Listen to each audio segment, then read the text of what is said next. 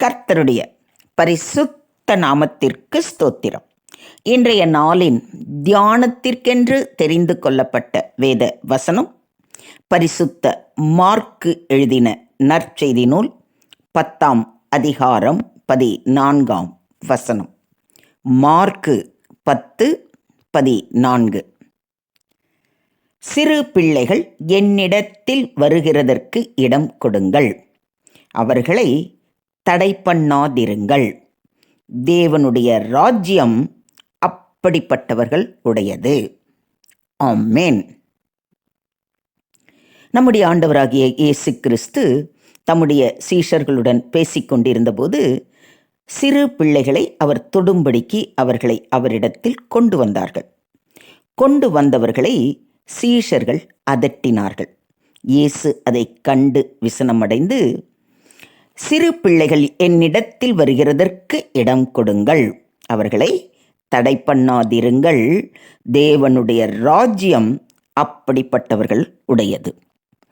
எவனாகிலும் சிறு பிள்ளையைப் போல தேவனுடைய ராஜ்யத்தை ஏற்றுக்கொள்ளாவிட்டால் அவன் அதில் பிரவேசிப்பதில்லை என்று மெய்யாகவே உங்களுக்கு சொல்லுகிறேன் என்று சொல்லி அவர்களை அணைத்து கொண்டு அவர்கள் மேல் கைகளை வைத்து அவர்களை ஆசீர்வதித்தார் என்பதை இந்த அதிகாரத்தில் வாசித்து அறிகிறோம்.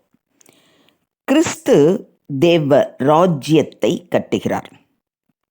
தத்துவ ஞானிகள், இறையியலாளர்கள், முதல் இடம் வகிக்கும் வேத பாரகர்கள் ஆகியோரை கொண்டு அவர் இதை செய்யவில்லை. அவருடைய ராஜ்யம் எளியவர்கள், சிறியவர்களுக்கு உரியது. இது பெரியவர்களுக்கும் கடின வேலை செய்யும் தாய்மார்களுக்கும் மட்டும் உரியது அல்ல. இது இறைவனின் அன்பை ஏற்கும் அனைவருக்கும் உரிய ராஜ்யம். இது அறிவு, மனம் மற்றும் பகுத்தறிவிற்கு மட்டும் உட்பட்டது அல்ல. இது இருதயங்கள், சித்தம் மற்றும் உணர்வுகளையும் உள்ளடக்கியது ஆகும். இயேசு இறை அழைப்பை புரிந்து கொண்ட பெரியவர்களுடன் மட்டும்தான் தொடர்பு கொள்வார் என்று சீஷர்களும் எண்ணினார்கள். எனவேதான் சிறு பிள்ளைகளுடன் வந்த தாய்மார்களை அவர்கள் தடை செய்தார்கள். அமைதியான நேரத்திற்கு குழந்தைகளின் அழுகை சத்தம் குந்தகம் விளைவிக்கும் என நினைத்தார்கள். இயேசு இந்த மனப்பான்மையை குறித்து வேதனைப்பட்டார். இறைவனின் அரசு என்பது அறிவுபூர்வமாக மட்டுமல்ல, இருதயத்திலும் ஏற்றுக்கொள்ளப்படக்கூடிய ஒன்றாக உள்ளது. ஒவ்வொரு குழந்தையும் இயற்கையாகவே தனது பெற்றோர்களை நேசிக்கிறது. அதற்கான காரணம் அதற்கு தெரியாது. ஆனாலும் எல்லா நேரங்களிலும் அவர்களை நம்புகிறது. அவர்களுடைய பராமரிப்பு மற்றும் அன்பை அது உணர்கிறது. அது கவலைப்படுவது கிடையாது. அது தன்னையே தனது பெற்றோர்களின் கரங்களில் ஒப்படைத்து உள்ளது. இதுதான் விசுவாசத்தின் அர்த்தம். தேவனை விசுவாசித்தல் என்பது நமது பரலோக பிதாவை எல்லா நேரங்களிலும் நம்புவது, நமது இருதயத்தில் பாதுகாப்பை உணர்வது, மகிழ்ச்சியுடன் அவருக்கு நன்றி செலுத்துவது ஆகும். அன்றைய காலகட்டத்தில் பிள்ளைகளுக்கு குறைந்த மதிப்பே வழங்கப்பட்டது. வாழ்வின் ஓர பகுதிகளுக்கு பிள்ளைகள் தள்ளப்பட்டார்கள். ஆயினும் இயேசுவானவர் பிள்ளைகளை வரவேற்றார், ஆசீர்வதித்தார், மதித்தார்.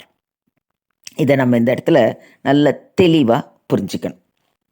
அப்போஸ்தலனாகிய யாக்கோபு கிறிஸ்துவை பின்பற்றுவோருக்கு ஒரு அறைகூவல் விடுக்கிறார். அது என்ன தெரியுமா?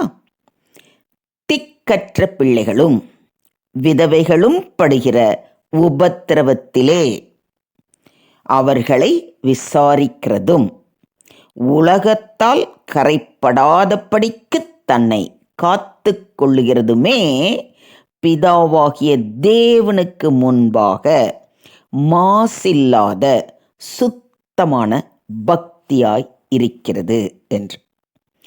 இந்த பக்தியும் குழந்தையைப் போல பரிபூரண விசுவாசமும் உள்ளவர்கள் மட்டுமே பரலோக ராஜ்யத்திற்குள் பிரவேசிக்க முடியும் என்று நம்முடைய ஆண்டவராகிய இயேசு கிறிஸ்து மிக தெளிவாக கூறுகிறார். குழந்தைகளின் பாசமிக்க தன்மை, மென்மையான மனசாட்சி மற்றும் எளிய நம்பிக்கை நம்மிடத்தில் இருக்கிறதா? இன்றைக்கி அதை தான் நாமே யோசிச்சு என்ன சின்ன பிள்ளையாட்ட நான் என்ன பண்ணணுமா அப்படின்ற மாதிரி இல்லை. அந்த சிறு பிள்ளையின் உள்ளத்தில், அதாவது பொதுவாக குழந்தைங்கள குறிப்பாக தகப்பன் பார்த்திங்கன்னா அப்படி மேலே தூக்கி போட்டு பிடிப்பாங்க. அது குழந்தை அவ்வளோ சந்தோஷமாக சிரிக்கும். அதுக்கு அந்த நேரத்தில் ஐயோ தூக்கி போடுறாங்களே நம்ம கீழே விழுந்துருவோமா, அந்த பயமோ சந்தேகமோ கவலையே இருக்காது. ஏன்னா அதுக்கு அப்படி ஒரு ஆழ்ந்த நம்பிக்கை, அப்பா தூக்கி போட்டார்னா பிடிப்பார், என்னை கீழே விட்டுற மாட்டார். அந்த விசுவாசம் ஒரு கதையில் கூட, ஒரு சின்ன கதையில் சொல்லியிருக்காங்க. நான் கதையை ஃபுல்லாக சொல்லலை, சாராம்சத்தை மட்டும் சொல்கிறேன். ஒரு பிளேன் போயிட்டே இருக்குது. அந்த பிளேனில் நிறைய பேசஞ்சர்ஸ் இருக்கிறாங்க. அப்போது திடீர்னு ஒரு அனௌன்ஸ்மெண்ட் வருது, பிளேன் கிராஷ் ஆகிடும் அப்படிங்கிற ஒரு சூழ்நிலை இருக்குது. அதனால் எல்லோரும் ரொம்ப ஜாக்கிரதையாக பெல்ட்டெல்லாம் போட்டுக்கோங்க, எல்லாரும் அவங்க இஷ்ட தெய்வத்தை வணங்குங்க, நம்ம எந்த ஒரு பிரச்சனையும் இல்லாமல் நம்ம எப்படியாவது தரையிறங்கிடணும் அப்படின்னு சொல்லி அனௌன்ஸ்மெண்ட் வருது. அதை கேட்ட உடனே எல்லாருக்கும் அப்படி ஒரு பயம். எல்லோரும் அவங்கவுங்க ப்ரே பண்ணுறாங்க, ஆண்டவரே ஐயோ நான் அதை பண்ணணுமே இதை பண்ணணுமே அப்படின்னு அவங்கள குறித்த கவலையை கொண்டு எப்படி அந்த பிளேனில் கிராஷ் ஆகிடாமல் நம்ம பாதுகாப்பாக இறங்கிடணும் அப்படின்னு ப்ரே பண்ணுறாங்க. அந்த நேரத்தில் ஒரு சின்ன பையன் அவன் பாட்டுக்கு உட்காந்து விளையாண்டுட்டுருக்கிறான். கொஞ்சம் கூட டென்ஷனோ கவலையோ எதுவுமே இல்லை, அவன் பாட்டு ஜாலியாக விளையாண்டுட்டு இருக்கான். அதை பார்த்த உடனே மற்றவங்களுக்கெல்லாம் ஒரே ஆச்சரியம். உடனே அந்த பையன் பக்கத்தில் இருந்த ஒருத்தர், எப்பா என்ன நீ பாட்டுக்கு விளையாண்டுட்டு இருக்க, நாங்களாம் இவ்வளோ டென்ஷனில் இருக்கோம், எல்லோரும் சாமி கும்பிட்டுருக்கோம், நீ சாமி கும்பிடலையா, இந்த பிளேன் கிராஷ் ஆகிட போகுதுன்னு ஒரு அனௌன்ஸ்மெண்ட் பண்ணாங்களே கேட்கலையா அப்படின்னோடனே அவன் சிரிச்சுக்கிட்டே கேட்டனே அப்படிங்கிறான். அப்படி இருந்து உனக்கு பயம் வரலையா? எனக்கு நான் ஏன் பயப்படணும், எங்கள் அப்பா தான் இந்த பிளேனோட பைலட்டு, அவர் ஓட்டிக்கிட்டு போகிறாரு, அவருக்கு தெரியும் நான் உள்ளே உக்காந்துருக்கேன்ட்டு.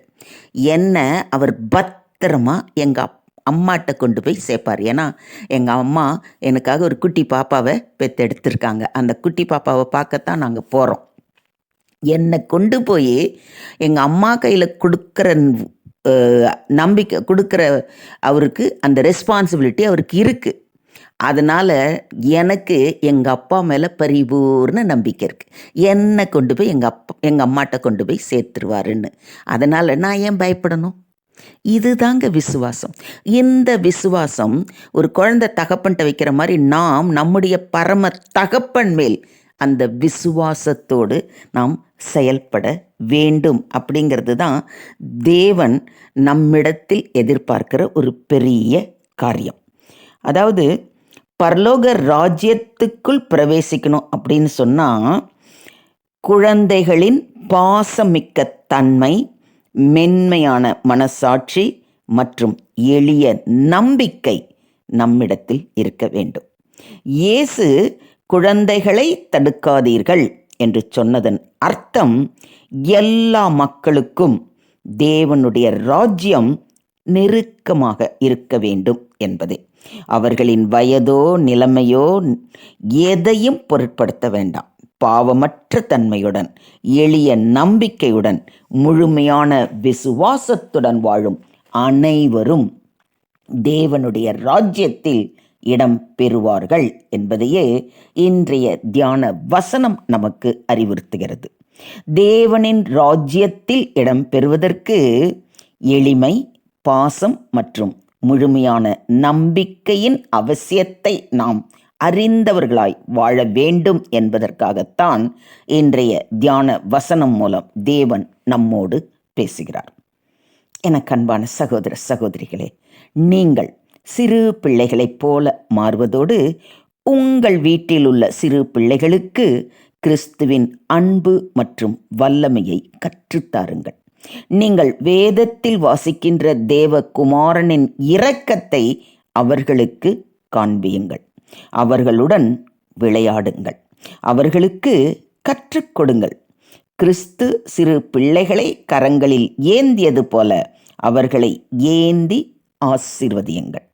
மகிழ்ச்சி என்பது இயேசுவின் பரிசுத்த ஆவிக்கு மிக தெளிவான சாட்சி ஆகும். இறை அன்பு என்பது இருதயத்தை திறக்கும் சாவி ஆகும். சிறு பிள்ளைகளின் மனங்கள் முதிர்ச்சியற்ற நிலையில் இருக்கலாம்.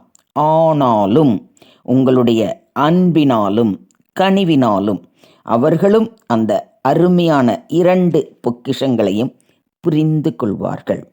குடும்பமாக தேவன் பாதம் அமர்ந்து அவரை போற்றி துதியுங்கள். அவரே உங்களை ஆசிர்வதித்து சமாதானத்தினாலும் சந்தோஷத்தினாலும் நிறைத்து வழி நடத்துவாராக. தேவனுக்கே மகிமை உண்டாவதாக. ஆமேன், ஆமேன், ஆமேன்.